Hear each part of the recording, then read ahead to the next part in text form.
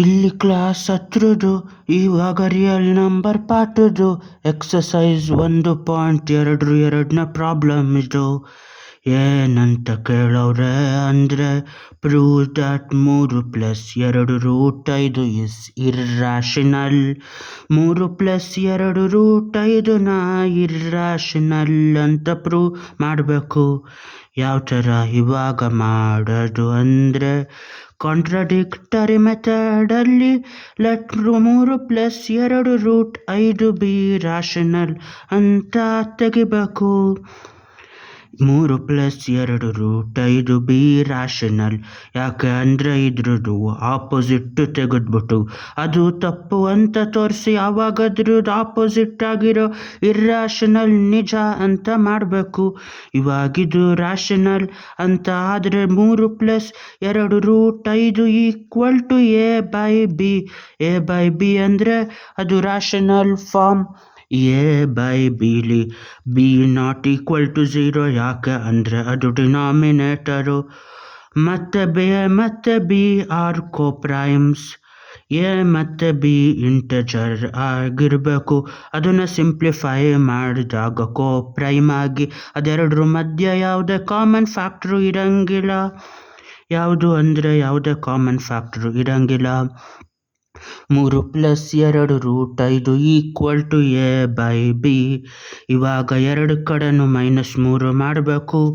3+2√5 ಇಲ್ಲೂ minus, a/b ಇಲ್ಲೂ 3 ಇವಾಗ +3 ಹೋಗಿ ಇಲ್ಲಿ ಉಳಿಯೋದು 2√5 ಈಕ್ವಲ್ ಟು ಕೆಳಗಡೆ ಡಿನಾಮಿನೇಟರ್ b ಆಯ್ತದೆ. b ಮೇಲೆ 3 ಬಂದಾಗ 3 ಜೊತೆ ಗುಣಿಸ್ಬೇಕು. 3 ಟೈಮ್ಸ್ ಆಫ್ b 3b ಆಯ್ತದೆ. ಇವಾಗ ಎರಡು ಕಡೆನೂ 2ರಿಂದ ಡಿವೈಡ್ ಮಾಡಬೇಕು. ಮಾಡಿದಾಗ ಎಷ್ಟು ಉಳಿಯುತ್ತದೆ ಅಂದರೆ 2√5/2.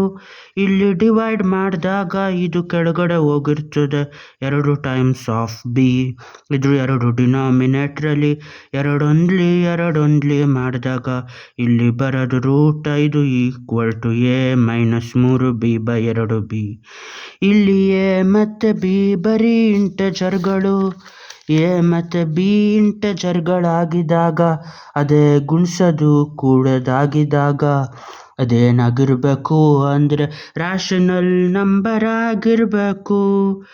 ನಾವು a -3b/2b ಇಸ್ ರಾಷನಲ್ ಯಾಕೆ ಅಂದರೆ ಅದರೊಳಗಡೆ ಇರೋದು ಬರೀ ಇಂಟಜರ್ಗಳು.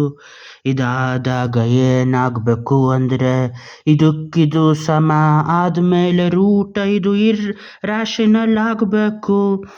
So √5 is also rational. ಆದರೆ ನಮಗೆ ಗೊತ್ತು √5 ಇರ್ರಾಷನಲ್.